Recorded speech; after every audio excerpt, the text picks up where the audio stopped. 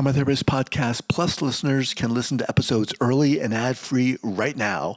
Become a Plus listener by going to Apple Podcasts, searching for the Trauma Therapist Podcast, and signing up today. Welcome to the Trauma Therapist Podcast, a show about the incredible people dedicated to helping those who have experienced trauma. My name is Guy McPherson, and my mission is to raise the awareness of trauma and to inspire each of us to help those around us.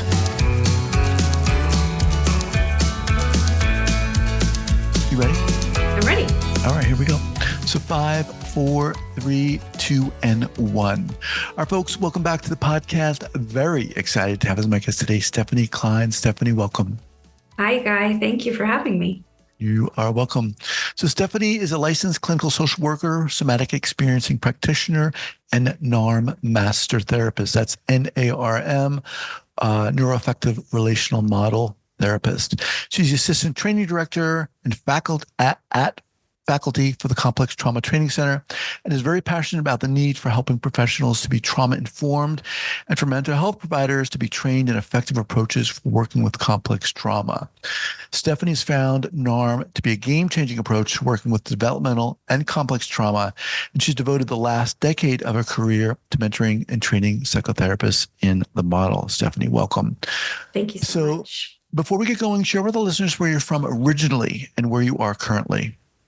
Not too far from where I was from originally. I was born in San Mateo, California, so the Bay Area. And I'm still in California. I'm in Los Angeles. I became a Southern Californian when I went to college and stayed down here. Awesome. Yeah. All right. So we are going to talk about what you have going on at the Faculty for the Complex Trauma Training Center, your new program. But I want to find out about you. Okay. And I'm curious about, this is where the inspiration is. Yeah. And it really is. So let's start out. How did you get involved in this profession, on this journey? When did it start for you? How did it start for you? Well, probably like a lot of therapists, I think it started in childhood with being a parentified child and adapting to my circumstances by learning how to really attune to other people. I wanted to be a therapist since I had my own therapy as a child. So I'm one of those people who, like, at 12 was, after 2 years of therapy, was like, I'm going to be a therapist when I grow up. And I never changed my mind. Wow. Which is kind of wild to think about. But so many, what I found supporting other therapists is so many of us had early experiences where we had to really disconnect from ourselves and attune to others. And that became like a superpower. And so a lot of us, of course, felt really good in fields like helping professions. And for better or for worse, that's the journey for a lot of us. Mm-hmm. Now, as always, you share what you're comfortable sharing. And if you don't feel like responding, just say so. But sure. So to what degree did you have a difficult, challenging, to what degree was that childhood difficult and challenging? And how did you manage? How did you maneuver? It's interesting when you think about somebody like me from the lens of like the ACEs study and how many points I would have on that. Probably not very many. My story is the story of a lot of people with developmental and complex trauma. It's about chronic misattunement. And early birth trauma, other things in my early life that really created a tremendous amount of dysregulation internally. And I was a very symptomatic child. So I looked like I had a relatively stable home, but I was intensely symptomatic to the point where I asked for therapy at the age of 10. I was like, I need help. Wow. Yes.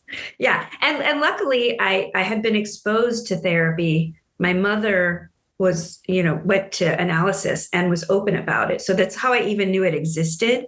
And I asked for help. I was really suffering through most of my childhood with debilitating anxiety, debilitating separation anxiety, emetophobia. I was just hold on. What was that word? Emetophobia. It's fear of vomiting. It's really intense. Oh, wow. Like my whole relationship with God really started with me praying every night to not throw up. And I mean, nobody knew what any of these things were then. There were no words for it. I was just a weird kid who couldn't hang. And, again, now I understand that it was all from very, very early shock trauma, significant birth trauma, as well as a lot of chronic misattunement. And therapy was just a lifesaver for me. Wow. Yeah. And what type of therapy was it? It was like full on, like Freudian. I had this big male psychiatrist who literally smoked a pipe the whole time we were in therapy together, like packed the pipe. To this day, I love the smell of pipes. Wow. Because I associate it with him. Yeah. Play therapy, dream analysis, it was the full, old psychodynamic, old school therapy, very different than what I do now, but not so different from what I did the first decade of my career before I moved into more somatically oriented models. Okay. So let's kind of jump to there. So you, as you said, you never veered from this desire, need, calling to become a therapist. You go through school, you're on board. When you were in school, what light bulbs were going on for you in terms of this is where I want to go, this is what I want to do, these are the people I want to work with, etc.? Yeah. At that point, I just knew that I wanted to do psychotherapy. I was very interested in one-on-one psychotherapy, and I knew I wanted to work with adults. I was on the direct mental health track working with adults. But I really just thought of myself as an eclectic, psychodynamic oriented kind of person. I was, my approach was what I had been exposed to, which was very interpretive. I was sharing my experiences with a therapist who is then interpreting and making meaning, which helped me make meaning, which helped me heal. And that's very, very different than the NARM approach, and very, very different than the support that I provide therapists now, having, gone on a journey after that towards more somatic-based models that aren't interpretive. Well, so let's talk a little bit about that journey. How did that journey begin? It started with, about 10 years in, my really asking myself what lights me up. I had been with a group private practice. They had said, this is what we do here. It was a lot of addiction oriented work. So I became very schooled in addiction, sex addiction, substance abuse, process addictions. But I was like, well, this isn't exactly my passion. And really, I figured out that my passion was anxiety and trauma, because that's the area I knew the most. And I, went to a CEU because it was at a cool place with good food. And it just happened to be Peter Levine speaking about somatic experiencing. And this was my first exposure to anything really somatic. And I was like, oh my God, this is it. And I immediately signed up for the 3-year training. Wow. Yeah. Okay. Very cool. I was like, yes, yes, yes, yes. This is what I want to do. And so that was my first move. And from there, I realized that my clients, the people that I worked with, and I did a lot of long-term therapy, weren't really coming in with shock trauma. I mean, they've had shock traumas, but really what they were coming in with was these long-standing, pervasive sort of developmental traumas that were still having impact on their life in the here and now, and complex trauma. And so that led me to seek consultation with Dr. Lawrence Heller, who created NARM. And that was the next big turn in my career. And I was like, no, this is it. And I've never looked back. And I'm, this is going to be the model that I work in for the rest of my life. I'm entirely confident. So a couple things here. Can you define shock trauma for our listeners? Yes. Shock trauma would be what we would look at as event trauma. And it's what leads to the diagnosis of PTSD. I know I'm telling you and you know this, but some of our listeners don't know it. Contextualizing everything. Yeah. I appreciate that. Yeah. Yeah. But so, something that is out of the ordinary and it has a very discrete beginning and end is kind of what we look at as a shock trauma. And the way we move through that has to do with our responses to fear. And we're really working with the neurobiology of fear when we're healing a shock trauma. When we're working with developmental and complex trauma, we're working with a different neurobiological process. We're really working with the neurobiology of shame, because these complex trauma, developmental trauma, it's relational trauma. Mm-hmm. And it's not, there's no beginning or end. It isn't sudden. It's usually just this is what is. This is the air I breathe. This is what I know as life. And we're adapting to that. And the way we adapt to that is through a process of disconnecting from ourselves and shutting ourselves down through different strategies related to shame. So we heal and work with shock trauma and developmental trauma differently. And NARM was created to work with the particular symptoms that come out of developmental and complex trauma. So when you attended that conference of Dr. Heller's, mm-hmm. things... Well, I attended Peter Levine's talk, right. And that led me to Dr. Heller, who at the time was a somatic experiencing faculty member. Okay. But as I was doing consultation with Dr. Heller, I kept bringing in clients, and he kept saying, well, this isn't really where I would use SE. This is what I'm creating right now that I think speaks better to this. And he was in the process of writing his first book on NARM. And then I just he was my mentor for years and years and years as I learned this model under his. So again, what was it about NARM that spoke to you? That sound like you identified with, in a sense? Yeah. Well, that's such a good question. I mean, it was really the way that it worked in the present moment with how I was relating to myself and my circumstances. It's this concept of agency in NARM, the way we look at agency, which is how we're actively relating to something in the present moment. Give us an example, if you will. Well, I might be telling a story about something that happened to me in my past, but as I'm telling that story, the curiosity from the NARM perspective would be what's happening right now as you're sharing this information with me. You know, what's happening in this moment, inviting me into a top-down, bottom-up process of reflecting on like what are my felt senses? What's happening in my nervous system? What's my somatic experience at the same time as like, what am I telling myself right now?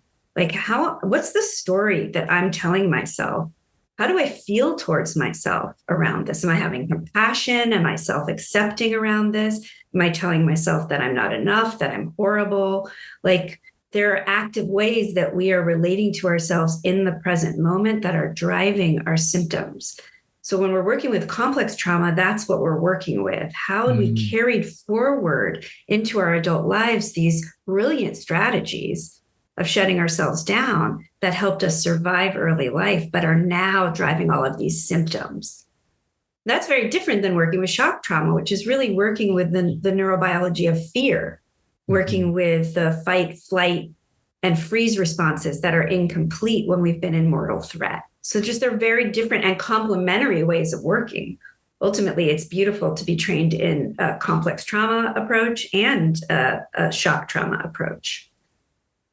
As you were describing that and relating that, all those questions that you were asking rhetorically were such good questions that a lot of us don't really think about and we're not aware of in the moment. They're just, as you said, like the air we breathe, right? Exactly. This is how I operate. And we mistake a lot of that for personality and identity. This is just who I am. I just always feel like this, when in fact, that's not really the case. And so, I mean, this really leads me to, is it okay if I take a leap here? Yes, okay? Please leap.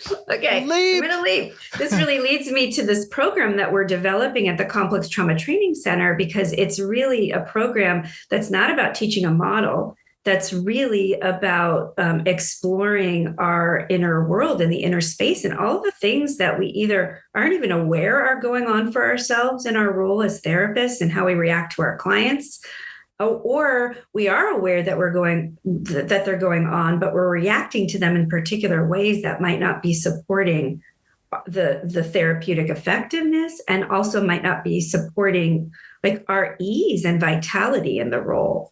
So we created this program to be more about inside out learning, about really exploring the inner development of the therapist and supporting them to have more awareness of 3 levels of experience: the personal level of experience, the interpersonal level of experience, and then the larger transpersonal level of experience, like how we're connected to something larger than ourselves. And we're really excited about like creating this little niche for therapists to come do that inner work that can really support their, like I said, their effectiveness, but also like it's a hard job and it's a lonely job. And depending on how we're relating to it, there's a ton of burnout in the job. And so we want to support therapists to potentially have a different and more easeful experience as well. So this program, does it have a title? Yes, it's called SPACE. It's called SPACE, and it's an acronym. It stands for Supporting Presence, Awareness, Connection, and Embodiment. But the idea of SPACE came out of like sort of, I mean, there's a lot of brilliant quotes about space, but it came out of the idea that there's an inner spaciousness that if we're not connected to, we're missing a tremendous amount of information and opportunity in this relational work of healing complex trauma. And so, it's just, I kind of want to share a quote. I'm going to share a quote really quick. It's a Jonathan Shedler quote, Dr. Jonathan Shedler. The goal is to insert spaces for reflection where they have not previously existed, and thereby create opportunities to know ourselves more fully, connect with others more deeply, and live life more congruently. In the unrecognized spaces lie freedom from repeating the same painful, self-defeating patterns, freedom to do things differently, freedom to become better versions of ourselves. And we're holding this as freedom to do our jobs better. Mm-hmm. So that's kind of how we're looking at space.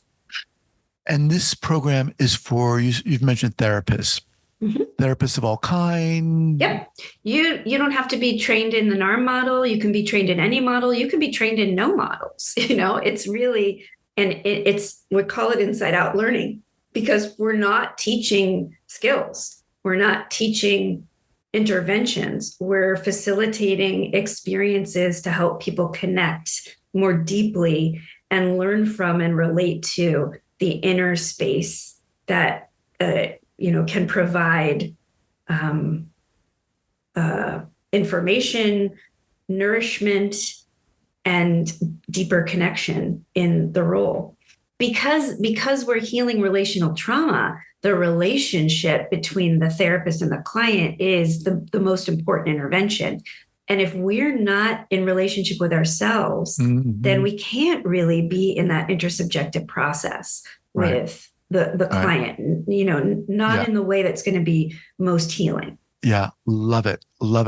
And it's something I talk about on this podcast a lot, because it was certainly a big learning experience for me. When I first started this several years ago, I was like, okay, let me bring on these master trauma therapists to find out what they do and how they do the work, which is great. But slowly, what I found out was that more and more of these clinicians were talking about the importance of them being themselves. And actually, there were many situations where they weren't allowing themselves to be vulnerable, appropriately so, and with boundaries, of course, and how that ruptured the therapeutic relationship. And it really got me thinking about, my own process and how I was kind of constricted around that and what I needed to do. And yet what you're talking about, I think, is so powerful and empowering, and it's not easy. Mm-mm. It's not easy. Talk to us about why many of us, not all of us, but certainly a lot of us, we can help or try to help the person sitting in front of us. But wait a minute, you're asking me to look at myself? Mm-hmm. Whoa. Yeah. Hang on. Yeah. Yeah. Well, I loved how you wrote about that on the homepage of your of your podcast, how a lot of people, when they talk about their biggest mistakes, it's related to disconnecting from their authenticity in the service of, a lot of times it's what we call, what they call in the literature, RORU, rewarding object, like wanting to be a rewarding object, wanting to make sure someone's not mad at you, wanting to make sure that they're satisfied when they walk out the door. And all of that is coming from strategies inside of us that we developed as children to, protect our well-being and to be able to make it work with our parents and survive whatever environmental failures we were trying to survive. So if therapists aren't looking inside as a primary place to be building capacity, they're missing the most important thing. And, so many of us are taught, like, it's this model, it's this approach, it's this, and from our perspective, we're not there to do something to a client. We're there to be with someone on their journey. And, that means being in a lot of uncertainty. That means being really curious. And it's not just curiosity about the client, it's curiosity about ourselves. What's coming up inside of me right now? How is that going to inform the next question I ask, or what direction I want to go? And what happens when I leave that out, or it's too scary for me to look at, is I'm going to get into a mode where I'm not really in relationship in the present moment. I'm protecting myself from something, I'm projecting, and it doesn't work as well in healing. And of course, that perspective or that lens through which you're looking at is impacting what you're doing, what you're not doing, the interventions you're choosing to implement in the moment. Yeah, it's awesome. And to me, what you're talking about is so exciting because it validates the individuality of the person, of the therapist. And so many people who've been traumatized, who've experienced complex trauma, that belief in themselves, that trust in themselves has been ripped away. Yes. And what you're talking about here is almost allowing the therapist to empower themselves, to believe themselves, and that feeds off of the person sitting in front of you. We feel that. That is so exciting. Let's talk about, this is very exciting to me because this is right up I love this stuff. Let's talk a little bit about some of the ways this program works. Just give us a couple things. We don't have the time to talk about everything, but let's hit some of those things. I'll do a quick version. We're going to have 6 2-day classes in the program, and each is going to have a different theme that's going to be really supporting people to deepen more and more into these different levels of experience, the personal, the relational or interpersonal, and the transpersonal. And we're going to do that, again, not through teaching skills or topics, but through inviting exploration. And so it's all going to be experiential learning in triads and dyads. We're introducing prompts and themes. We're going to be doing guided explorations where we're taking people through a deepening process where they might be thinking about a client and what is evoked for them that's complicated. And we're supporting them to get to know that better and be more in relationship with that. And then start to see through that process how connecting to whether it's anger or fear or grief or helplessness, whatever gets stirred up for them with a client, how connecting to it actually shifts their relationship to that client and also gives them more options and more opportunities in terms of how they might want to engage. Now, is this going to be online, in person? It's going to be entirely online. So people can join. It's very accessible. People can join from anywhere in the world, really. We often in our trainings have people from all over the world. And we'll be meeting Fridays and Saturdays every other month, starting in February. And yeah. And it's coming right up. Yeah. And for how long? How long does it go? The day, it's 8, I think it's 8 to 3:30. for 2 days. Okay. We'll take a lunch break, and we're going to have a couple of Q&As if people are interested and want to show up for a Q&A and ask some questions about the program. And you can find all of this on the Complex Trauma Training website, complextraumatraining.com. Okay. And I'll have that linked up here at the show notes page at the traumatherapistpodcast.com. And how many months does it go for? So it'll be through the entire year, but every other month. So we'll go February, April. I can't do the rest really quickly in my head. Sure.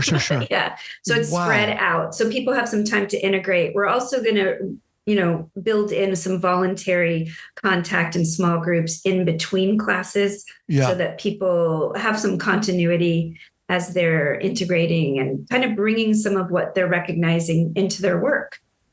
That's awesome. Between classes. So one thing as we kind of wind down here, what was the impetus for you folks starting this program? Yeah.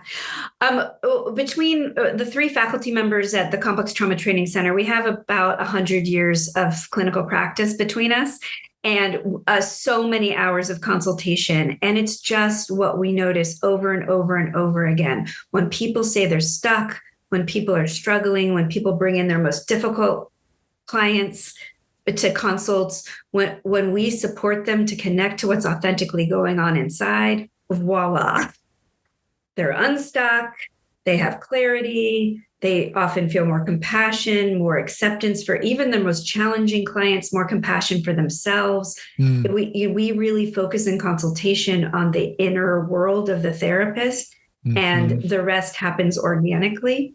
And so it's partly just what we've learned from how we support therapists, and it's partly what our community has asked us to do more of and welcome people, from outside of NARM in, which is just, we want to go deeper into our own experience. We want to bring ourselves into the work. Again, like you said, ethically, with proper boundaries, but including ourselves in this intersubjective work of healing relational trauma. So once again, give us that website, if you will, as we kind of... It is www.complextraumatrainingcenter.com. Okay. And again, we'll have the link up here at the show notes page at the traumatherapistpodcast.com. The program is SPACE, and they can look up everything about it on that website. Okay, Stefanie, love it. Yeah. Love you. Thanks, seriously, Guy. you're welcome back anytime. Great. You and Brad can come back. We can come back together. We can bring Marsha or other faculty members. Such a fun conversation. Thank you so much for having me. You're welcome. I love what you guys are doing. We'll be in touch. Take care. Okay. Thanks, Guy. Bye-bye.